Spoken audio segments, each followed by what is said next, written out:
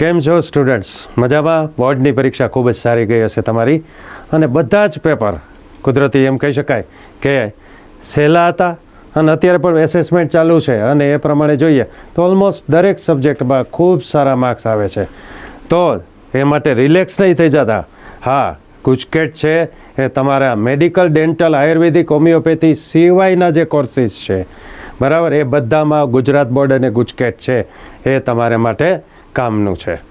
તો ગુજકેટમાં જો તમે રિલેક્સ થઈ ગયા તો તમારા ગુજકેટનું મેરિટ ડાઉન જવાની શક્યતા રહે. સો બી અવેર વિથ ધીસ. અને એટલા માટે તમને નોબલ યુનિવર્સિટીએ લાસ્ટ મિનિટ રિવિઝનનો જે આ કાર્યક્રમ છે ને એ રાખેલો છે, કે જેને માટે થઈ અને તમે આ દરેક સેશન છે બાયોલોજી, ફિઝિક્સ, કેમિસ્ટ્રીના ને એના ભરશો તો ડેફિનેટલી તમને એનો ઘણો બધો બેનિફિટ મળશે.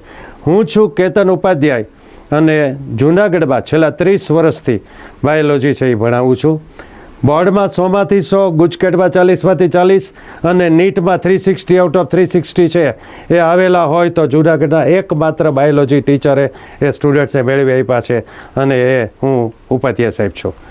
બરાબર. તો ડેફિનેટલી આઈ હોપ કે તમને આ સેશનનો ઘણો બધો લાભ મળશે અને ખૂબ મજા આવશે. બરાબર. આપણે સૌથી પહેલાં તો એ જોવાનું છે કે જે આપણી પાઠ્યપુસ્તક છે, બરાબર, એના બાયોલોજીના 13 પ્રકરણો છે. આ વર્ષે ડિલીટેડ છે તો એ સિવાયના થઈ અને કુલ 13 પ્રકરણો થાય. આ 13 પ્રકરણો છે એને બહુ પરફેક્ટ રીતે વાંચી લેવાના છે. ઓલમોસ્ટ તમે બોર્ડ વખતે તો વાંચ્યા હશે જ, બરાબર, પણ એ પરફેક્ટ વાંચી લેવાના છે. અને પરફેક્ટ વાંચી લીધા પછી શું કરવાનું છે તમારે, તો કે એમાં હું તમને ખાસ કરીને પહેલાં કહી દઉં કે ભાઈ જુદી જુદી પ્રકારની જે આકૃતિઓ છે, એક આકૃતિના નિર્દેશનો જોઈ લેવાના. ઘણીવાર તમને એવું થાય કે PYQની અંદર આવી ગઈ ને એ આકૃતિ હું કરી લઉં તો વધારે સારું રહેશે, પણ હકીકતે એવું છે, મોટે ભાગે મેં જોયું છે કે કેટલીક આકૃતિ તમને એવી લાગે આ તો કોઈ દિવસ આવે જ નહીં, બરાબર છે, તો એ આકૃતિ આવવાની પોસિબિલિટી સૌથી વધારે રહે PYQ કરતાં પણ. સમજી લ્યા. એટલે ગુજકેટની અંદર મેં મોટે ભાગે જોયું છે કે જે આકૃતિ તમે ધારી જ ન હોય એ આકૃતિ આવી શકે. પછી આકૃતિની સાથે આપેલા વાક્યો કે શબ્દો છે એમાંથી પણ પૂછાવાની શક્યતાઓ છે એ એટલી જ રહેવા પામે છે. બરાબર. તો આપણે ખાસ કરી અને આપણા જે MCQs છે એનું એક પેપર આપણે સોલ્વ કરશું, અને કેવી રીતે જવાબો છે આપણે વિચારવાના છે એનું ડિસ્કશન છે એ કરશું આપણે. ઓકે. તો વિદ્યાર્થીઓ, હવે આપણે આગળ વધીએ અને પેપરના જે 40 MCQ હોય બાયોલોજીના એની ઉપર આપણે ધ્યાન આપીએ. કે 40 MCQ છે તો આ 40 MCQ માટે આપણને 1 કલાક મળવાની છે. બપોરે 1 થી 2નો તમારો સમય હશે, બરાબર. ફિઝિક્સ, કેમિસ્ટ્રી સાથે હોય છે, પણ બાયોલોજી છે એ અડધી કલાકના ગેપ પછી ભરવાનું હોય છે. ઓકે. ઓલમોસ્ટ લગભગ મને ખ્યાલથી તમને ટાઈમ મેનેજમેન્ટમાં તો કોઈ વાંધો જ નહીં આવે. તો જરા જોઈએ કેટલાક MCQ છે આપણે અહીંયા સ્ક્રીન ઉપર રાખેલા છે, અને એનું સોલ્યુશન છે એ કરતા જઈએ. ઓકે. તો સૌથી પહેલો પ્રશ્ન છે કે કઈ પરરોહી વનસ્પતિના ફળ હજારો બીજ ધરાવે છે?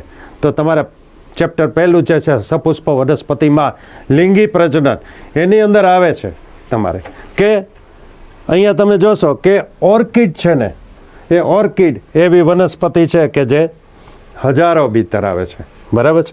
એ પરરોહી છે. એટલે ધારો કે તમને થાય કે સાહેબ ઓરાબંકીને સ્ટ્રાઇગા, એમાં પણ બીજ તો અનેક છે, પણ ઓરાબંકીને સ્ટ્રાઇગા છે એ કેવી છે, તો કે એ જે વનસ્પતિ છે ને એ હું તમને કહું કે તે આ પરરોહી નથી.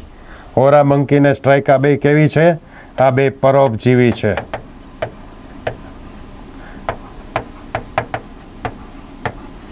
બરાબર છે. એટલે ઓલી જે છે ને ટૂંકમાં એ જ આવશે, અને એટલા માટે આપણે જવાબ શું થશે તો કે ઓર્કિડ. આ સાચો જવાબ છે, બરાબર. આપણે આ રીતે વિચારવાનું. નહીં તો શું થશે, ઘણીવાર કે તમને થાય કે હા હજારો બીજ તો ઘણાયમાં છે, પણ તમે એ ચેક કરો કે ઉપર શું છે, પરરોહી છે. નહીં તો આપેલ તમામ પણ એક ઓપ્શન તો છે, પણ એ જવાબ થતો નથી. આ ધ્યાનમાં રહે તમને. ઓકે. ત્યાર પછી નેક્સ્ટ, લીંબુ અને કેરીમાં ભ્રૂણપૂટની આસપાસ કયા કોષો બહુભ્રૂણતા પ્રેરે છે?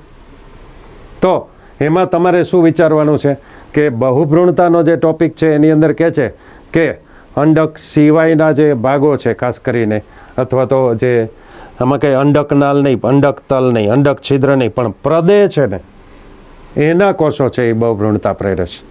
એમાં આવતું બહુ ટૂંકમાં આપેલું છે પાઠ્યપુસ્તકે, બાકી આપણે કોન્સેપ્ચ્યુઅલી ભણીએ તો આવે કે ભાઈ આ છે એ દ્વિકીય બીજાણુતા થાય છે અને એને લીધે બહુભ્રૂણતા પ્રેરાય છે. બરાબર, ક્યારેક એકથી વધારે કોષો છે એ ભ્રૂણ સર્જે છે. તો આપણે કહી શકાય કે પ્રદેહ છે ને એનો આન્સર છે, તો પ્રદેહ એનો આન્સર છે. રાઈટ. હવે ત્યાર પછી ત્રીજું, આપણને ઘણા બધા વિધાનો આપેલા છે અને આ વિધાનો છે એ પહેલાં આપણે વાંચીએ અને પછી એને રિલેટેડ એના ઓપ્શન્સને સમજીએ. બરાબર, એ પરાગનયન રિલેટેડ બધા વિધાનો છે. સૌથી પહેલાં તમે જોશો તો કે વિધાન W છે, ગેઇટેનોગેમી ક્રિયાત્મક રીતે પરપરાગનયન છે. આવું આપણા વાક્યોમાં આવે છે, ગેઇટેનોગેમી ક્રિયાત્મક રીતે પરપરાગનયન છે. પછી વિધાન X, ગેઇટેનોગેમી પરાગવાહકો અથવા તો પરાગવાહકો દ્વારા એ ભાગ લે છે. ત્રીજું Y, ગેઇટેનોગેમી જનીનિક દ્રષ્ટિએ સ્વફલન સાથે સમાનતા દર્શાવે છે. બરાબર, તો સ્વાભાવિક છે ને કે જનીનિક રીતે સમાનતા શા માટે દર્શાવે? આપણે કહીએ ગેઇટેનોગેમી કોને કહેવાય? આ વખત તો તમારો બોર્ડનો પહેલો જ પ્રશ્ન હતો કે ભાઈ ગેઇટેનોગેમી અને પરવશ એને વિશે સમજૂતી આપો. તો તમે લખ્યું હશે કે જનીનિક રીતે જોઈએ તો એ સ્વફલન છે. બરાબર, પણ આપણે ભૌતિક રીતે જોઈએ તો એ પરફલન છે. એટલે સ્વાભાવિકપણે આ વાક્ય તો સાચું છે ને. વિધાન Z, ગેઇટેનોગેમી પરાગરજ છે તે જ વનસ્પતિ ઉપર આવે. ગેઇટેનોગેમીની વ્યાખ્યા જે છે કે એક જ છોડ પર આવેલા જુદા જુદા પુષ્પો વચ્ચે જ્યારે પરાગનયન થાય તો સ્વાભાવિક આખા છોડ ઉપર તો જે જનીન બંધારણ હોય એ સમાન જ હોય. બરાબર, તો એની ઉપરથી આપણે કહી શકાય ધારો કે વિધાન WXYZ બધા સાચા છે. આ પહેલી બાબત છે. પછી બીજું, X એ Wની સમજૂતી છે. જો આ X છે એ આ ઉપલા વિધાનની સમજૂતી છે કે ક્રિયાત્મક રીતે પરપરાગનયન કેમ? તો કે એમાં પરાગવાહકો ભાગ લે છે. પરપરાગનયન ન હોત તો પરાગવાહકોની આવશ્યકતા ન હોત. બરાબર. પછી વિધાન Z એ Yની સમજૂતી છે. ગેઇટેનોગેમી છે એક જ વનસ્પતિ ઉપર આવે છે અને એને લીધે એની જનીનિક રીતે પણ સમાનતા છે, એટલે Z એ Yની સમજૂતી છે. તો આપેલ તમામ છે એ સમજૂતી એટલે કે આપેલ તમામ વાક્યો સાચા છે. તો જોઈએ આપણે તો કે યસ, જવાબ D આપે છે. ખ્યાલ આવ્યો? ત્યાર પછી નેક્સ્ટ, આપેલી આકૃતિ માટે સાચા વિકલ્પ છે એ પસંદ કરો. તો આપેલી આકૃતિની અંદર તમને X અને Y, આમાં જે X છે આ આકૃતિને તમારે ઓળખવાની છે. બરાબર છે. તમારી પાસે આ પરાગાશયની જે રચના છે એનો છેદ છે એને વિશેની આખી સમજૂતી આપી છે. એમાં X, Y અને Z છે અથવા X અને Y છે. આમાં જે આપેલું એ શું છે એ જણાવો. બરાબર, ધારો કે આ X છે. બરાબર છે. ત્યાર પછી અને આ Y છે. તો આમાંથી તમને ઓળખતા આવડવું જોઈએ. તમે આખી આકૃતિ ટેક્સ્ટબુકના નિર્દેશનો ધ્યાન રાખજો. પાઠ્યપુસ્તક છે ને એના નિર્દેશનો તમારે ધ્યાનમાં રાખવાના છે કે પાઠ્યપુસ્તકની આકૃતિ જ આવી રીતે સ્કેન કરીને મૂકી હશે. ધારો કોઈમાં એક આમ ત્રાસો લીટો છે, કોઈકમાં આ રીતે આપેલું છે, કોઈકમાં ઉપરથી એરો જાય છે. ધારો કે તમારી આકૃતિ બ્લર આવી, સરખી દેખાતી જ નથી, તો તમે બોર્ડમાં રજૂઆત કરશો તો કંઈ ફેર નહીં પડે. આવું તમને કહી દઉં. બરાબર છે. એટલે તમારે દરેક આકૃતિને તમે ધારો કે વિઝ્યુલાઇઝ કરો છો તો કઈ રીતે કરશો? તો તમારે એ ધ્યાન રાખવાનું છે કે આપણે જે કંઈ લીટા છે, ધારો કે 3-4-5 લીટા છે, તમે પહેલો, બીજો, ત્રીજો, ચોથો, આ બધા એકચ્યુઅલી શું દર્શાવે છે એ તમારે જોવાનું છે. તો અહીંયા X શું થશે? તો કે અધિસ્તર છે.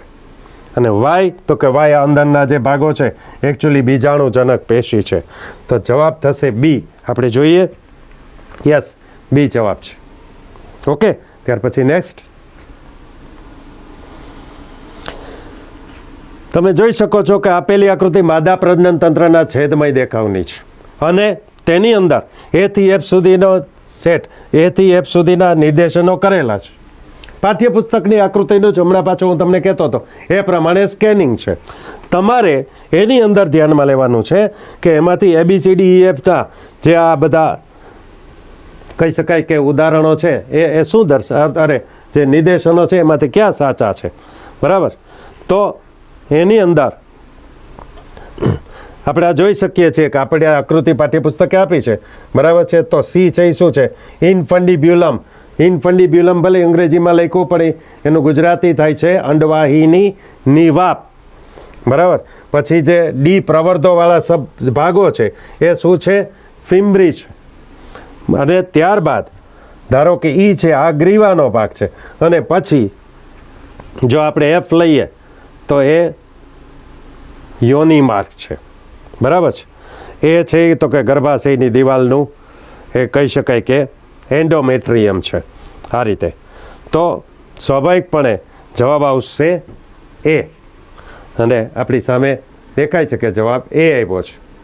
ઓકે. ત્યારબાદ તમે પણ આમાં સાથે સાથ જ્યારે તમે આ સેશન એટેન્ડ કરી રહ્યા છો, બરાબર, ત્યારે તમે પણ સાથોસાથ તમારા રફ પેજમાં ABCD ટીક કરી શકો છો. અને પછી જ્યારે હું એ તમને જવાબ કહું છું તો ત્યારે એ કરેક્ટ છે કે રોંગ છે, તો તમને પણ 40 MCQ પૂરા થશે. તે એક્ઝેક્ટલી આપણે કેટલા સાચા અને કેટલા ખોટા એ તમે કરી શકો છો, બરાબર. ત્યાર પછી છઠ્ઠો ક્વેશ્ચન. આ આકૃતિ પણ એવી જ છે જે માનવના ગર્ભ વિકાસ દરમિયાનનો એક તબક્કો છે, અને સામાન્ય ગર્ભવતી સ્ત્રીમાં તેના પ્રાપ્તિ સ્થાન અને સાચી જગ્યા દર્શાવતો હોય એ જરા જણાવો. વિકાસની એક અવસ્થા આપી છે અને પ્રાપ્તિ સ્થાન આપ્યું છે. ધારો કે પહેલો શબ્દ છે વિકાસની અવસ્થાનો છે, સામે એનું પ્રાપ્તિ સ્થાન, કે તમને આ જે આકૃતિ છે એ કયા સ્ટેજ ઉપર પ્રાપ્ત થઈ શકે છે, બરાબર છે. પહેલું એમ કે છે એમાં કે ભાઈ પશ્વ મોરુલા, બરાબર છે. અને પછી એમ કે છે કે અંડવાહિનીનો મધ્ય ભાગ. તો પશ્વ મોરુલા કોઈ દી અંડવાહિની મધ્ય ભાગમાં ના આવે એટલે એ કેન્સલ. બી ગર્ભકોષ્ઠી ખાલી, અંડવાહિનીનો અંતભાગ નહીં. હજી અંડવાહિનીમાં ગર્ભકોષ્ઠી બન્યો હોતો નથી. પછી ગર્ભકોષ કોથળી, ઓલમોસ્ટ તમે જો આ ગર્ભપોષક સ્તર છે, આંતરિક કોષ સમૂહ છે, એ બધું છે, બરાબર છે. અને એ ગર્ભાશયની દિવાલમાં સ્થાપિત થાય એટલે પ્રાપ્તિ સ્થાન તમને એ ગર્ભાશયની દિવાલમાં જ મળે છે. અને અષ્ટકોષીય મોરુલા છે એ અંડવાહિની સર્વતા ભાગ નહીં. મોરુલા છે એ 8 કોષીય આવે ત્યારે અંડવાહિની અંતભાગે આવે ને પછી 16 કોષીય ગર્ભાવસ્થામાં આવે. તો આપણે કહી શકશું કે જવાબ આવશે સી. તો જરા જોઈ લ્યો, સી જવાબ આવે છે. ઓકે. ત્યાર પછી નેક્સ્ટ, કોર્પસ લ્યુટિયમનું વિઘટન ક્યારે થાય છે? માસિક ચક્રમાંથી કાઢેલો પ્રશ્ન કે કોર્પસ લ્યુટિયમનું વિઘટન ક્યારે થાય છે? એક તો લખ્યું છે દર 28 દિવસે, ગર્ભનું સ્થાપન થાય ત્યારે, રુધિરમાં pHની માત્રા વધે ત્યારે, કે ગર્ભનું સ્થાપન ન થાય ત્યારે. સ્વાભાવિક છે, આપણે કહીએ છીએ કે જો સ્ત્રાવિત તબક્કા દરમિયાન ગર્ભનું સ્થાપન ન થાય તો 28મા દિવસને અંતે શું થશે? તો કે કોર્પસ લ્યુટિયમનું વિઘટન થશે અને માસિક સ્ત્રાવ થશે. પણ એ ક્યારે? તો કે ગર્ભનું સ્થાપન ન થાય ત્યારે આ થશે. એટલે સ્વાભાવિકપણે જવાબ આવશે ડી, બરાબર છે. ત્યાર પછી નેક્સ્ટ, મોરુલા અવસ્થા છે એ કેટલા કોષ ધરાવે છે? હવે આપણે પાઠ્યપુસ્તકે છે ને 8 અને 16 એમ કરેલું છે, સમજો, બરાબર. પણ એક્ઝેક્ટલી તમને કહી શકાય કે 16 કોષીય મોરુલા અવસ્થા આવશે. ધારો કે આ ટાઈપનો ક્વેશ્ચન આવ્યો, 8 પણ છે ને 16 છે, તો તમે 16 ટીક કરશો. ખ્યાલ આવ્યો? ધારો કે 8 પણ છે ને 16 પણ છે, તો આપણે શું કરશું? 16 ટીક કરશું. એટલે ચોક્કસપણે જવાબ થશે સી. યસ, જવાબ થાય છે સી. ઓકે. ત્યાર પછી આપણે આગળ જોઈએ તો 9મું, ડાયાફ્રામ કુટુંબ નિયોજનમાં સ્ત્રીઓ દ્વારા વપરાતું સાધન છે. એ નીચેનામાંથી કયા વિકલ્પો છે એના માટે યોગ્ય છે? તો જરા જોજો, આ અહીંયા વિકલ્પો આપેલા છે. પહેલું, તેને ગર્ભાશયમાં દાખલ કરાય છે. બીજું, તે યોનિમુખ વિસ્તારમાં આવેલ છે ત્યાં મુકાય છે. અને તે શુક્રકોષના પ્રવેશને સામે એનો ભૌતિક અવરોધ છે. તે સ્પર્મિસિડલ એટલે કે શુક્રકોષ નાશક એજન્ટ તરીકે વર્તે છે. તો સ્વાભાવિકપણે આપણે જોઈએ તો પહેલું નથી આવતું. બરાબર જો,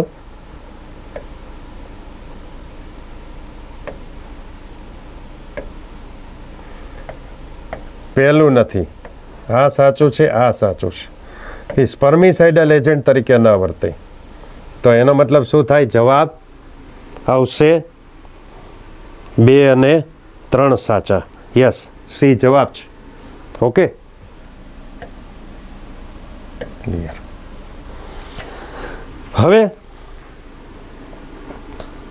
10મો, નીચે સૂચવેલા જાતીય રીતે વહન પામતા રોગોમાંથી કયો એક શોધો કે જે પ્રજનન અંગોને અસર કરતો નથી. તો તમારે જાતીય સંક્રમિત રોગો વિશેનો એક પ્રશ્ન પણ બોર્ડમાં તો હતો જ, બરાબર છે? તમને કદાચ ખ્યાલ જ છે, પાઠ્યપુસ્તક આપ્યું, સિફિલિસ, ગોનોરિયા, આ જાતીય સંક્રમિત રોગ છે. તો એ સીધા જ પ્રજનન અંગોને અસર કરે છે. ઓકે, ત્યાર પછી લિંગ અંગો ધરાવતા હોય મસા, જનનાંગી હર્પીસ જે કહીએ છીએ એ લિંગ અંગો પર આવેલા મસા છે. પણ એડ્સ, મોટા ભાગના ભૂલ કરી બેસે છે કે ભાઈ એડ્સ એ પ્રજનન અંગોને અસર કરે. નહીં, એડ્સ પ્રજનન અંગોને અસર કરે એવું નથી. એ આપણી રોગ પ્રતિકારકતા શક્તિને નષ્ટ કરે છે ક્રમશઃ. પ્રજનન અંગોને અસર કરે એમ નહીં, એને લીધે થઈ શકે. સમજો, તમને ખબર છે કે જાતીય સમાગમ દ્વારા ફેલાય છે, પણ એ પ્રજનન અંગોને અસર નથી કરતો. જાતીય સંક્રમિત રોગોમાં શું છે કે મસા અને ચાંદા અને ખંજવાળ ને અંતે એના ચિહ્નો તમને આપેલા છે, બરાબર છે? તો જવાબ શું આવશે? એડ્સ. એડ્સ એટલે બી જવાબ. યસ, બી જવાબ છે. ત્યાર પછી નેક્સ્ટ, પોઈન્ટ મ્યુટેશન છે, શેનું ઉદાહરણ છે? તો પોઈન્ટ મ્યુટેશન માટે આપણે 2-3 વાર જેનેટિક્સમાં આપેલું છે, sickle cell anaemia. Point mutation એટલે ફક્ત ડીએનએના એક જ નાઇટ્રોજન બેઝના ક્રમમાં ફેરફાર થાય. જીએજીને બદલે જીયુજી આવે, મતલબ કે એક જ નાઇટ્રોજન બેઝ છે એ ફેરફાર થાય ત્યારે સ્વાભાવિકપણે શું થશે કે બીટા શૃંખલામાં 6થા સ્થાને ગ્લુટામિકને બદલે વેલાઇન નામનો એમિનો એસિડ ગોઠવાય છે અને એને કારણે સિકલ સેલ એનિમિયા થાય છે. બાકી જે ફિલાડેલ્ફિયા સિન્ડ્રોમ છે, ભલે તમારે આવતું નથી પાઠ્યપુસ્તકમાં, પણ એકચ્યુઅલી શું છે ખબર? એ લોપ છે. 22મી જોડની લાંબી ભુજાનો કેટલોક ભાગ લુપ્ત હોય, ફિલાડેલ્ફિયા સિન્ડ્રોમ છે. ક્રાઇડુચેટ સિન્ડ્રોમ છે, એ પણ લોપને લગતો સિન્ડ્રોમ છે, બરાબર? અને એમાં રચનાકીય રીતે 5મી જોડની ટૂંકી ભુજાનો કેટલોક ભાગ લુપ્ત થાય છે.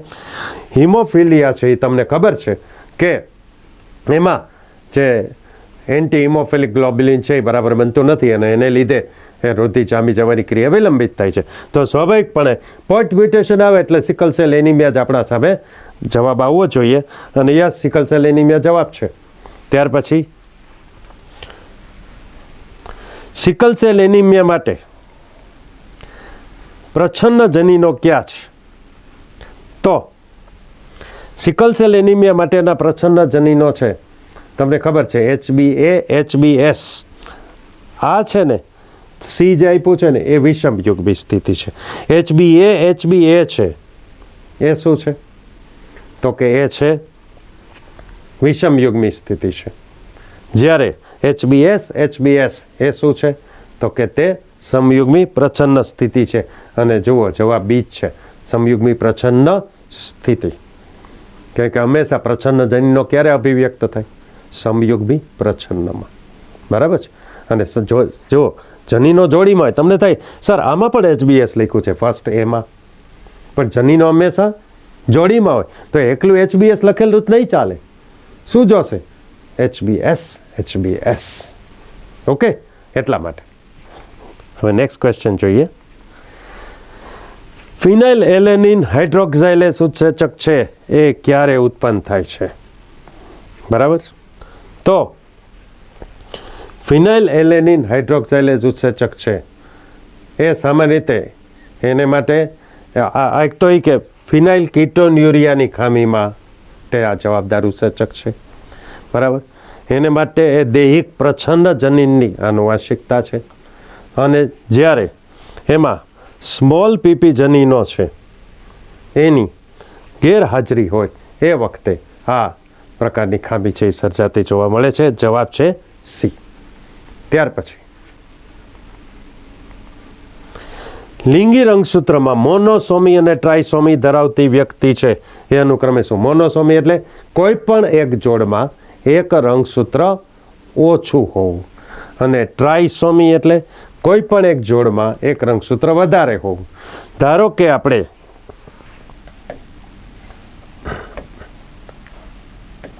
પહેલામાં જોઈએ ક્લાઇનફેલ્ટર સિન્ડ્રોમ શું છે? XXY. ટર્નર સિન્ડ્રોમ શું છે? X0. એ તો નહીં જ આવે, બરાબર. Turner syndrome X0, Klinefelter syndrome XXY, એટલે આમાં ટ્રાઇસોમી છે, બરાબર. પછી આ ટર્નર સિન્ડ્રોમ છે એ શું થયું? આ બંને લિંગી રંગસૂત્રમાં X0 XXY, બરાબર. પણ હવે આમાં શું આવ્યું? Down syndrome. ડાઉન સિન્ડ્રોમ છે એ દૈહિક રંગસૂત્રની, આ શું થઈ છે? દૈહિક રંગસૂત્ર કહેવાય ડાઉન સિન્ડ્રોમ. આ ભલે X0 છે, એવી રીતે આમાં પણ દૈહિક રંગસૂત્રની અને આ XXY થાય. તો સ્વાભાવિકપણે આપણને જવાબ શું આવશે? તો કે B, અને B જવાબ છે. ખ્યાલ આવ્યો? ત્યાર પછી નેક્સ્ટ ક્વેશ્ચન, પ્રત્યાંકનની ક્રિયાના મુખ્ય તબક્કાઓ છે એનો સાચો ક્રમ દર્શાવતો હોય એવો વિકલ્પ કયો? પ્રત્યાંકનના જે તબક્કાઓ છે એનું, તો સૌથી પહેલાં તો શું થાય? તો કે ટ્રાન્સક્રિપ્ટેજ ઉત્સેચકનું જોડાવું. ટ્રાન્સક્રિપ્ટેજ ઉત્સેચક એટલે DNA આધારિત RNA પોલિમરેઝ, એને ટ્રાન્સક્રિપ્ટેજ ઉત્સેચક કહેવાય, બરાબર. ત્યાર પછી શું થાય? કોઈ પણ એક શૃંખલા ટેમ્પલેટ તરીકે વર્તે, બંને નહીં, કોઈ પણ એક શૃંખલા ટેમ્પલેટ તરીકે વર્તે. અને પછી mRNA છે એની સાથે વિશિષ્ટ પ્રોટીન જોડાય. વિશિષ્ટ પ્રોટીન ક્યાં? તો તમને ખબર છે કે સિગ્મા કારક અને રો કારક, બરાબર, એ એની સાથે જોડાય છે. એ વિશિષ્ટ પ્રોટીન જોડાણા કહેવાય. તો આ બધા ઓપ્શનમાંથી આપણને કહી શકાય કે C જવાબ છે એ આપણા માટે યોગ્ય ગણાય. તો યસ, C જવાબ છે. ત્યારબાદ 16મું, તો એની અંદર આપણે આકૃતિ આપી છે DNA માટેની, જે રેપ્લિકેશન હોય ને એની, બરાબર. અને એમાં વિધાનો માટેનો ક્રમ આપ્યો છે. પહેલું એ કે તેમાં સૌ પ્રથમ DNA પોલિમરેઝ પ્રાઇમરની રચના કરે છે. પછી બીજું કયું છે કે પ્રાઇમરની ઉત્પત્તિ પછી DNA પોલિમરેઝ ત્રિસક્રિય બને છે. શૃંખલાના સંશ્લેષણના અંતમાં જ લિગેજ ઉત્સેચક મહત્વનો છે. અને અહીં સંશ્લેષણ પામતી શૃંખલા માટે એ ઘણા વિકલ્પ છે એ બને છે. તો આમાં સાચો એની અરે કયો વિકલ્પ છે? તો DNA પોલિમરેઝ એની પ્રાઇમરની રચના નથી કરતો, એ RNA પોલિમરેઝ પ્રાઇમરની રચના કરે, એટલે પહેલું ના આવે એની સાથે. પ્રાઇમરની ઉત્પત્તિ પછી DNA પોલિમરેઝ ત્રિસક્રિય બને, સાચી વાત છે. એ પ્રાઇમરની ઉત્પત્તિ થાય પછી પોલિમરેઝ ત્રિસક્રિય બને છે અને એ 5'3' દિશામાં ન્યુક્લિયોટાઇડના અણુને ગોઠવે છે. શૃંખલાના સંશ્લેષણના અંતમાં લાઇગેજ ઉત્સેચક છે એ મહત્વનો, બરાબર છે. જ્યારે ઓલી બીજી શૃંખલા હોય એના સંશ્લેષણ માટે લાઇગેજ એને જોડે છે, ઓકાઝાકી ટુકડાઓને જોડવાનું કામ કરે છે. અને ઘણા બધા પ્રાઇમર બને એવું નથી હોતું, અને એટલા માટે જવાબ આવશે A. તો યસ, એ જવાબ છે. ત્યાર પછી કયા એમિનો એસિડ માટે 4 જનીન સંકેત આવેલા છે? તો આમ જોઈએ ને તો એક લિસ્ટ, યસ, આ જનીન સંકેત છે ને એના માટે તમારે લિસ્ટ બનાવવાનું છે. તમને બધા જ જનીન સંકેત હોઈ શકે. તો એક જ જનીન સંકેત ધરાવતા એમિનો એસિડની સંખ્યા કેટલી? તો કે 2 છે, મિથિયોનિન ને ટ્રિપ્ટેફેન. પછી 2 જનીન સંકેત ધરાવતા એમિનો એસિડની સંખ્યા કેટલી? તો કે લગભગ 9 જેટલી છે. કઈ? તો કે એક છે ફિનાઇલેલેનિન, બરાબર. બીજું છે ટાઇરોસિન, પછી છે હિસ્ટિડીન, ત્યાર પછી છે લાઇસિન, બરાબર. પછી છે એસ્પર્જિન, પછી તો કે ગ્લુટેમાઇન એટલે કે GLN, aspartic acid, glutamic acid, અને પછી છેલ્લે આવશે એ છે ટાઇરોસિન. તો આ રીતે તમારે કુલ કેટલા? તો કે 9 છે. એ 2 જનીન સંકેત ધરાવતા એમિનો એસિડ છે. હવે 3 જનીન સંકેતવાળા એક જ છે, આઇસોલ્યુસિન. 4 જનીન સંકેતવાળા 5 છે. 4 જનીન સંકેતવાળા 5. તમને જે ઓલું ચેકરબોર્ડ છે ને એની અંદર આપેલા છે ને એની ઉપર તમારે આ બધું તારવવાનું છે. અને એને લગતા મોસ્ટલી એમ કાં તો તમને એનું શોર્ટ ફોર્મ કાં ફૂલ ફોર્મ કે પછી આવી રીતે જનિત સંકેતોની સંખ્યા પૂછી શકાય છે. બરાબર. એમાં આવશે કે જો વેલાઇન, પ્રોલિન, એલેનિન, બરાબર. ઉપરાંત જો આપણે જોઈશું કે ગ્લાયસિન, એ બધા શું છે તો કે એ 4 જનિત સંકેતવાળા એમિનો એસિડ છે. તો સ્વાભાવિક છે પ્રોલિન એવો આવ્યો કે જે 4 જનિત સંકેતવાળો છે. 5 વાળો એકય નથી. અને 6 વાળા લ્યુસિન, સેરિન ને આર્જિનિન. તો જો લ્યુસિન અને સેરિન એ બે કેટલા વાળા? 6. ટાયરોસિન કયો છે તો કે 2 વાળો. તો સ્વાભાવિકપણે જવાબ પ્રોલિન, સી. યસ, સી જવાબ પ્રોલિન. ઓકે. ત્યાર પછી એટલે મેં કહ્યું એમ જનિત સંકેત છે ને એ તમારે ધ્યાને લેવાનો છે હંમેશા. હવે આપણે જે વાત કરવાની છે એ છે કોલમ 1માં વૈજ્ઞાનિક આપેલા છે કે અને 2 છે એણે આપેલી એની જે કહી શકાય કે જે સિદ્ધિઓ છે. તો આ જે સિદ્ધિઓ છે એને માટે આપણે જોઈએ તો સૌથી પહેલાં આ જોડકા જોડવાના છે. અને આ જોડકા માટે આપણે ડાર્વિન તો એની સાથે પ્રાકૃતિક પસંદગી વડે ઉદ્વિકાસ, ચોથો એની સામે 4, બરાબર. પછી ઓપેરિન, તો ઓપેરિન છે એની સામે શું આવશે તો કે તે આવશે અજૈવ જનનવાદ, નિર્જીવમાંથી સજીવ. લેમાર્ક એણે અંગોની ઉપયોગિતા બિન ઉપયોગિતા વિશેની વાત કરી, ઓલા જીરાફવાળી વાત કરીને. અને વૈદ્ય વેગનર એણે ખંડીય ડ્રિફ્ટવાદ, બરાબર, ખંડીય વિચલન એ વેગનરે આપ્યું હતું. કદાચ વેગનર છે એ પાઠ્યપુસ્તક રિલેટેડ ના હોય તો પણ બાકીના 3 ગોઠવાઈ જતા હોય એટલે ચાલે. તો જવાબ થશે બી. ઓકે. ત્યાર પછી 19મું છે મોથ, ફુદ્દુ. એનું પાછું સાયન્ટિફિક નેમ છે બિસ્ટન બીટુલારિયા, બરાબર. ઓલું ઔદ્યોગિક મેલેનિઝમ રિલેટેડ જે મુદ્દો છે ને એની અંદર આપણે આવે છે. તો હવે કેવું છે કે તમને એ તો આખો એક મુદ્દો સમજાવવામાં આવ્યો છે. અને પછી તમને જે હાર્ડી વિનબર્ગ સિદ્ધાંત ને એ બધું છે એના પછી એની કહે છે કે ઓલું પ્રાકૃતિક પસંદગીની અંદર એ કયા પ્રકારે આવશે કે ભાઈ સ્થાયી પસંદગી છે, દિશાકીય પસંદગી છે, એમ, બરાબર. ઓલું સરેરાશ લક્ષણો, મહત્તમ સરેરાશ લક્ષણો પેદા કરે એવી રીતે સ્થાયી પસંદગી, દિશાકીય પસંદગી. તો કેવું છે કે પહેલાં કેવું હતું કે પહેલાં ઝાંખા રંગના ફુદ્દા વધારે અસ્તિત્વ ધરાવતા હતા ને ઘેરા રંગના ઓછા હતા. પ્રદૂષણ વધ્યું તો શું થયું? ઘેરા રંગના ફુદ્દા વધુ અસ્તિત્વ ધરાવવા માંડ્યા. તો ઝાંખાથી ઘેરા તરફ ગયા તો એક ચોક્કસ દિશામાં એની ઉદ્વિકાસ થયેલો છે, એને દિશાકીય પસંદગી કહેવાય. એટલે બી જવાબ આવે છે. ખ્યાલ આવ્યો? ત્યાર પછી ડાયએસિટાઇલ મોર્ફિનનું સામાન્ય નામ શું? તમને બધાને ખ્યાલ છે નશાકારક પદાર્થમાં મોર્ફિન છે એનું એસિટાઇલેશન કરે તો ડાયએસિટાઇલ મોર્ફિન બને, જેને હેરોઇન કહેવામાં આવે છે એવું આપણા પાઠ્યપુસ્તકમાં છે. અને સ્વાભાવિકપણે જવાબ આવશે હેરોઇન સી. ઓકે. ત્યારબાદ 21મું, શરદી કઈ બાબતમાં ન્યુમોનિયાથી અલગ પડે છે? જો એને માટે તમારે છે ને, ધારો કે આવી ટાઈપના કોઈ પ્રશ્ન હોય છે તો તમારે એની ટૂંક નોંધને જરા ધ્યાને લેવાની છે કે ટૂંક નોંધમાં શું આવે છે. આપણે કીધું ભાઈ બેક્ટેરિયાથી થતો રોગ છે ન્યુમોનિયા, પછી સિમોફિલિસ ઇન્ફ્લુએન્ઝાથી થાય છે, પછી ફાયુ કોસ્ટા ફેફસાને એને શકે એના ચિહ્નો યાદ કરો. શરદી છે તો શરદી માટે કીધું એ વાયરસથી થતો રોગ છે, બરાબર. અને એ એક વાક્ય છે ને એમાં ખાસ ધ્યાનમાં રાખવા જેવું છે. બધાને એમ થાય આપણે નોર્મલી શું બોલતા ફેફસામાં શરદી આવી ગઈ, શરદી ફેફસામાં ન જાય, એ નાક કે બહુ બધું ઉપરી શ્વસન માર્ગમાં જાય, ફેફસાને સંક્રમિત કરતા નથી.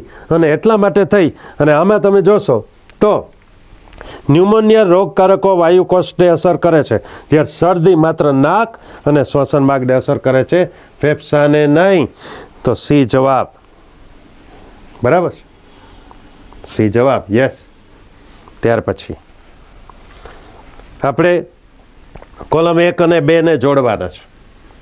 ધારો કે તમે પાપાવર સોમેનિફેરમ, પાપાવર સોમિનિફેરમ એટલે અફીણનું સાયન્ટિફિક નેમ છે, બરાબર. તો અફીણ છે એને ઓપિયોઇડ કહેવામાં આવે છે. અફીણ છે શું કહેવાય? ઓપિયોઇડ. તો સ્વાભાવિકપણે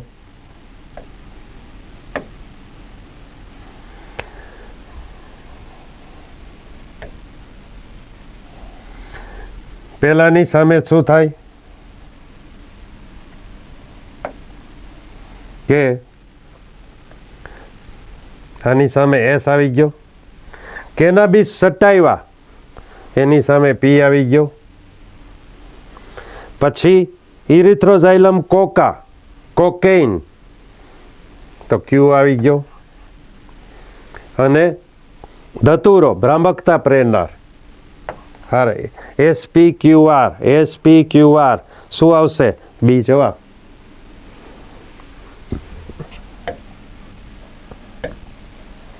ત્યાર પછી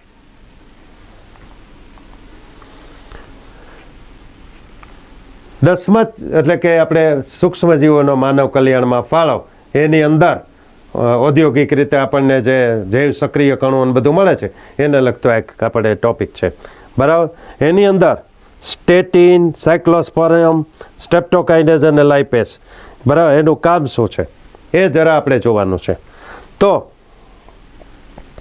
સ્ટેટિન છે એ રુધિરમાં કોલેસ્ટેરોલને ઘટાડવાનું કામ કરે છે, આની સામે 3rd નંબર આવશે. સાયક્લોસ્પોરિન શું કરે છે? સાયક્લોસ્પોરિયમ એ પ્રતિકારકતા ઘટાડનાર નથી, ટ્રાઇકોડર્મા પોલિસ્પોરમમાંથી સાયક્લોસ્પોરિન એ આપણને મળે છે. તો એ શું છે? પ્રતિકારકતા ઘટાડનાર, એટલે 4. ઓકે. ત્યાર પછી સ્ટેપ્ટોકાઇનેસ તો ઓલા ગઠ્ઠા રુધિરના દૂર કરે છે, એટલે 2, બરાબર છે. અને પછી લાઇપેસ તેલી ડાઘા દૂર કરવા માટે તો 3, 4, 2, 1 3, 4, 2, 1 જવાબ સાથે ડી થશે. રેડી? ત્યાર પછી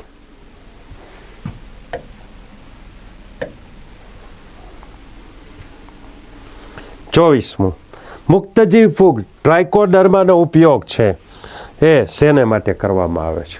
ટ્રાઇકોડર્મા ફૂગ છે, બરાબર છે, એ કીટકોનો નાશ કરવા વપરાય છે, વનસ્પતિમાં થતા રોગોના જૈવિક નિયંત્રણ માટે, ફૂદાની ઈયળના નિયંત્રણ માટે, કે એન્ટીબોડીના ઉત્પાદન માટે? જો રોગ નિયંત્રક તરીકે વનસ્પતિમાં કામ કરે છે, એટલે બી જવાબ. 25, મિથેનોજેન્સ ઉત્પન્ન કરતા નથી. મિથેનોજેન્સ છે કોને ઉત્પન્ન નથી કરતા? મિથેનોજેન્સ બાયોગેસ ઉત્પન્ન કરે છે. તો બાયોગેસ છે એના બંધારણીય ઘટકો જુઓ. બાયોગેસના બંધારણીય ઘટકમાં મિથેન આવે તો કે યસ, મિથેન આવે, બરાબર. નાઇટ્રોજનના સલ્ફાઇડ આવે, અહીંયા હાઇડ્રોજન સલ્ફાઇડ લેતોય ચાલે, બરાબર છે, આ પણ આવે. કાર્બન ડાયોક્સાઇડ આવે, પણ ઓક્સિજન ના આવે, એ અજારક સ્થિતિમાં ઉદ્ભવે છે. તો સ્વાભાવિકપણે આપણે જોઈએ કે જવાબ શું આવવો જોઈએ? ઓક્સિજન, કે કંઈ તો અજારક સ્થિતિમાં હોય છે. પછી આપણને આકૃતિ આપેલી છે એને સુસંગત તમે બધા જોઈ શકશો કે આકૃતિ શેની છે? તો આપણે કહીએ છીએ કે આ ઓલી જૈવ ભઠ્ઠીની આકૃતિ છે. હવે આમાં તો ભલે આપણે જે પસંદ કર્યું છે કે આને લગતું કાર્ય શું છે, એક આ પૂછે, કાં તો આના નિર્દેશનો છે એ પાઠ્યપુસ્તકમાં આપ્યા છે. હજી સુધી કદાચ તમે જોશો કે PYQમાં આનો ઉપયોગ કર્યો નથી. આ કે એની સાઈડની બાજુની આકૃતિ છે, એમાંથી કદાચ એનો ઉપયોગ કરે તો, બરાબર છે. ધારો કે મોટે ભાગે શું છે કે ઓલી નીટ છે ને, તો એની અંદર ભવિષ્યમાં એવું કહે છે કે ભાઈ જ્યારથી મલ્ટી લેંગ્વેજ પરીક્ષા ચાલુ થઈને એમાંથી પછી આકૃતિ બેઝ ક્વેશ્ચન બહુ નથી આવતા, પણ છતાંય આપણે પાકા તો કરવા જ રહ્યા. પણ આકૃતિ છાપીને ઘણીવાર ના મૂકી હોય, પણ કરે શું કે આકૃતિમાં રહેલા જે શબ્દો છે, બરાબર, એને પકડી પાડે. ધારો કે સ્ટીયર ટેન્ક રિએક્ટરમાં કે સ્પર્જ સ્ટીયર ટેન્ક રિએક્ટરમાં શું સંકળાયેલું છે, તો એણે શું કર્યું? આકૃતિમાંથી શબ્દ મૂકીને પછી મૂક્યો. એવું જ તમને ઉચકેટમાં પૂછી શકાય છે, બરાબર છે. તો આમાં શું છે, અહીંયા આપણને ઈચ્છિત નિપજ માટેની ઇષ્ટતમ સ્થિતિ પૂરું પાડવાનું કામ જૈવ ભઠ્ઠી કરે કે નહીં? બરાબર છે. એમ અહીંયા પુનઃસંયોજિત ડીએનએ પ્રતિરોધક જનીન આને લીધે ઉત્પન્ન કરી શકાય, એની આખી પ્રોસિજર કરવી પડે. આ તો છેલ્લે નિપજ મેળવવા માટેની જ વાત છે, એટલા માટે. તો અને બાકી ચોક્કસ જાય કાપણી કરવાનું કે રેખક ને એનું કંઈ કામ નથી, એટલે બી જવાબ આવે. યસ, બી જવાબ આવે છે. ઓકે. ત્યાર પછી RDNA એટલે શું? રિકોમ્બિનેન્ટ ડીએનએ, પુનઃસંયોજિત ડીએનએ ને ડીએનએ ને બીટા ગેલેક્ટોસાઇડેઝ ઉત્સેચકની સાંકેતિક શૃંખલામાં પ્રવેશ કરાવતા બીટા ગેલેક્ટોસાઇડેઝ ઉત્પન્ન કરતું નિષ્ક્રિય થઈ જાય છે. તો તમને ખબર છે કે આપણે જ્યારે ઓલી ક્લોનિંગ જગ્યાઓને બધું છે ને, તો એની અંદર કહીએ છીએ કે એક તો આપણે એમ્પિસિલિન અને ટેટ્રાસાયક્લિનમાંથી જે જનીન જે ઉત્સેચક વડે કાપણી કરીએ છીએ તો કોઈ પણ એક નિષ્ક્રિય થઈ જ જાય છે. પણ એમાં પછી વર્ણનમાં આવે છે ક્લોનિંગ જગ્યા કે ભાઈ એટલું બધું જટિલ છે કે તમારે ઇઝીલી ઓળખી ના શકાય. હવે બીટા ગેલેક્ટોસાઇડેઝ છે, બરાબર છે, એને એ રંગસર્જક પદાર્થની હાજરીમાં જો આ જનીન હોય તો શું થાય? તો કે તો સ્વાભાવિકપણે આપણે એ રંગ આપશે, બરાબર. પણ ધારો કે જનીન નથી તો રંગ આપશે નહીં. હવે જ્યારે તમે ઈચ્છિત જે ડીએનએ એન્ટર કરો છો ને ત્યારે બીટા ગેલેક્ટોસાઇડેઝ વાળું જનીન કપાઈ જ જાય છે. અને કપાઈ જાય તો શું થાય?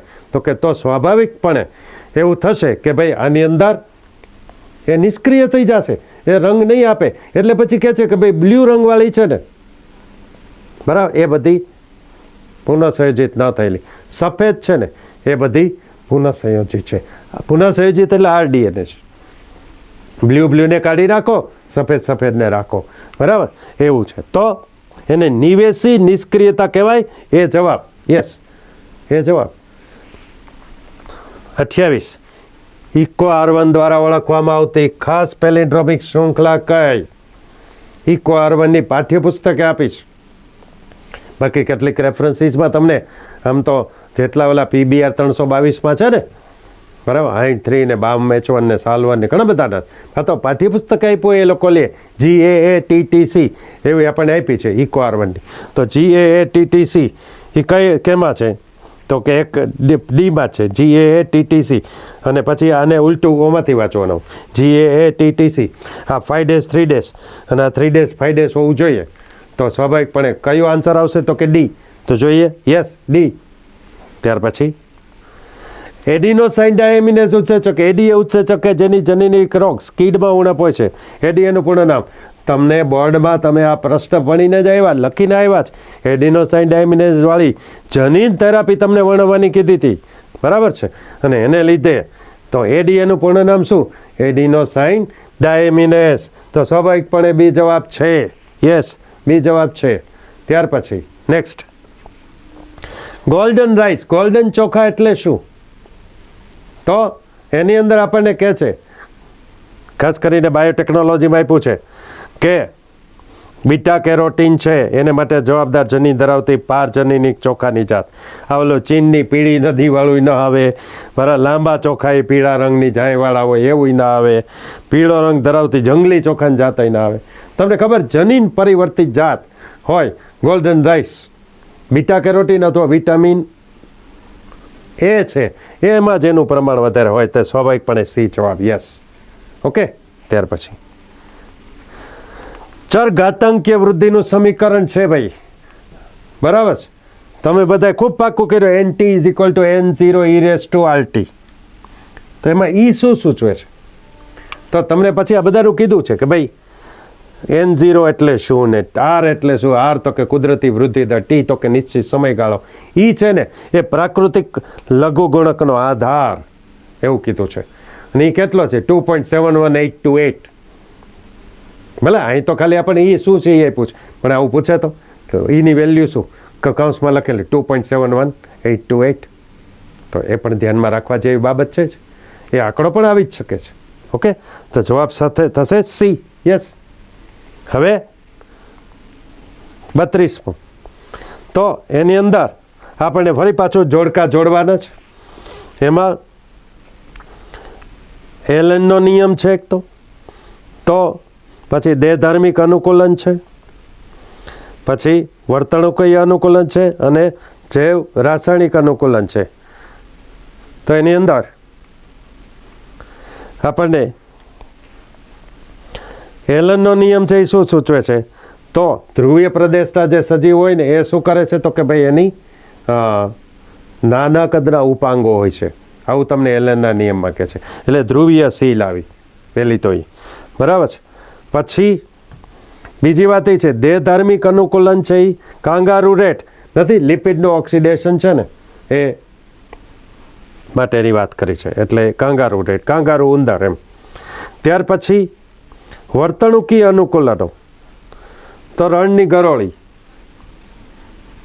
ત્યાર પછી જૈવ રાસાયણિક અનુકૂલનો તો ઊંડા સમુદ્રમાં જે માછલી હોય ને એ શું કરે, જૈવ રાસાયણિક પ્રક્રિયાઓ છે બરાબર, એના દ્વારા પોતાની જે ઉષ્ણતા છે વગેરે જાળવી રાખે છે, તો રાસાયણ સંશ્લેષી સ્વપોષણ જેમ ઉર્જા મેળવે છે. બાકી બધા સૂર્યપ્રકાશમાંથી ઉર્જા મેળવે છે. તો જવાબ આવશે સી.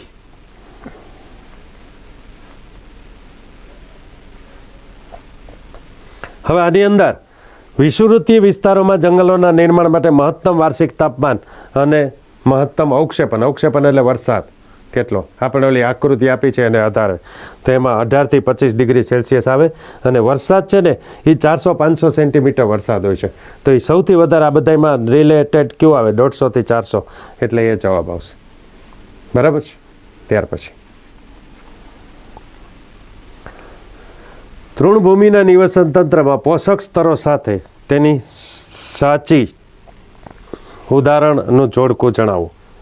બરાબર. તો ધારો કે પ્રથમ પોષક સ્તરો એ શું હોય, તો કે ઘાસ હોય.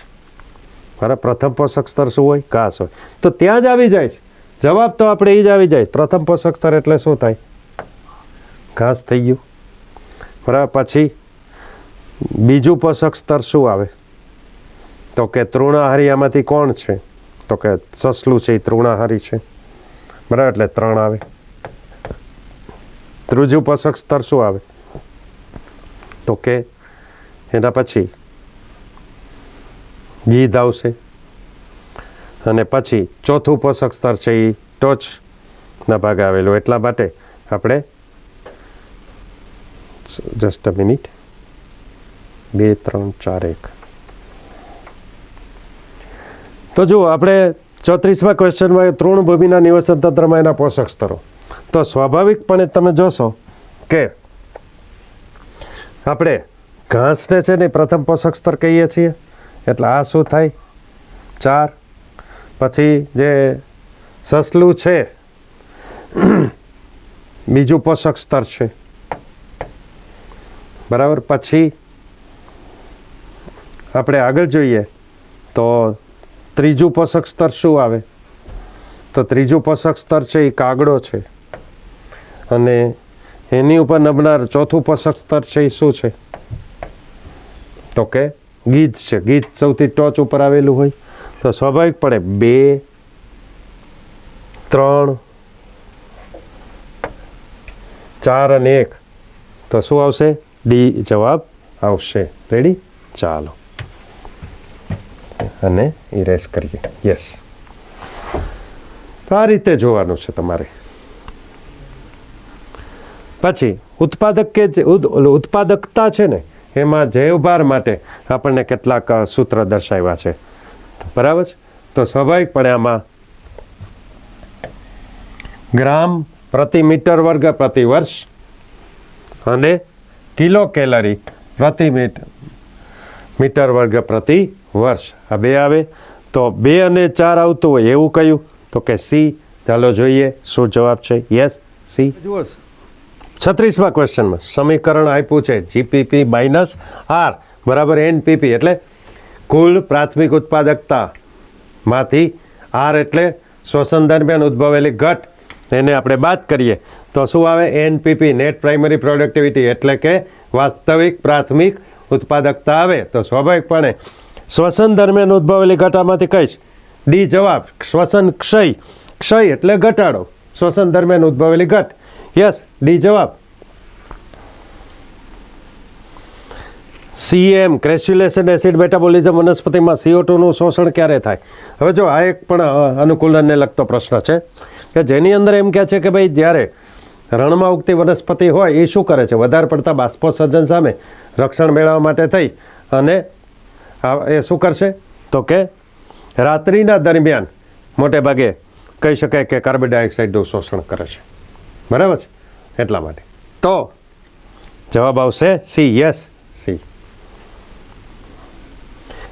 દક્ષિણ અમેરિકામાં ઉષ્ણકટિબંધીય વર્ષા જંગલો છે, એમાં કેટલી જાતિઓ છે એ સસ્તનોની ને કેટલી ઉભયજીવીની આપણને જોવા મળે છે. તો યાદ કરો કે આખું એક લિસ્ટ આપ્યું છે, એમેઝોનિયન વર્ષા જંગલો કહેવાયા, બરાબર છે, કે જેની અંદર આપણને એવું કીધું છે કે 40,000 જેટલી વનસ્પતિની જાત, બરાબર, પછી 1,300 જેટલી પક્ષીની જાત, 3,000 જેટલી મત્સ્યોની જાત, બરાબર. ત્યાર પછી એટલે આમાં 1,300ની બધા આંકડાઓ પણ આપ્યા છે, બરાબર. 378 જેટલી તો કે સરીસૃપની જાત, આપણને સસ્તન ને ઉભયજીવી છે એ 427, બરાબર. પછી 1,25,000 જેટલા અપૃષ્ઠવંશીઓ છે અને 20 લાખથી પણ વધારે કીટકો. આ આપણને આંકડા આપ્યા છે, એમાંથી આપણે જોવાની છે. જવાબ આવશે ડી. યસ, 427 સસ્તન ને ઉભયજીવી. તો આમાં ભલે બે જ પૂછ્યા છે, સસ્તન ને ઉભયજીવી, પણ તમે આ આંકડા યાદ રાખજો, કારણ તો કે એની અંદર તમને ડેફિનેટલી એમાંથી પૂછાવાની શક્યતાઓ રહેતી હોય છે. ત્યાર પછી નેક્સ્ટ આપણે જોઈએ તો બે વિધાનો આપ્યા છે. હવે બે વિધાનોની અંદર ક્યાં સાચા છે ક્યાં ખોટા આપણે જોવાના. આમાં તમારી પરીક્ષા થશે. જો આખું વાક્ય ઝડપથી વાંચેલા છો ને તો ક્યારેક નાનકડો એવો શબ્દનો ફેરફાર તમને ફટાકે ખોટો પાડી દેશે. હવે તમે ધ્યાન આપજો. ઘણી સંસ્કૃતિમાં જંગલો માટે અલગ હિસ્સો છોડી દેવામાં આવતો અને તેમાં રહેલા બધા જ વૃક્ષો અને વન્યજીવની પૂજા કરવામાં આવતી અને સમગ્ર રીતે રક્ષણ આપવામાં આવતું. એને પવિત્ર ઉપવન, સેક્રેડ ગ્રુવ્સ કહેવામાં આવે છે, તમને ખ્યાલ છે. હવે મેઘાલયમાં પવિત્ર ઉપવન એ દુર્લભ અને સંકટમાં રહેલા પ્રાણીઓને ઘણી સંખ્યા માટેના અંતિમ શરણાર્થીઓ છે. તમે વિચારશો કે સાહેબ આ વાક્ય તો છે પાઠ્યપુસ્તકમાં, લગભગ આ જ 99% છે, 100% છે, એવું બધા ભાગે. પણ યાદ તો ગેમ છે, બરાબર છે. ખાસ કરી આ શબ્દ તમે પાઠ્યપુસ્તકમાં જોજો, પ્રાણી નથી, શું છે? વનસ્પતિ છે. નહીતર એમ જ આ બે હાચા આપી દો, બી જવાબ નહીં, બી જવાબ થતો નથી.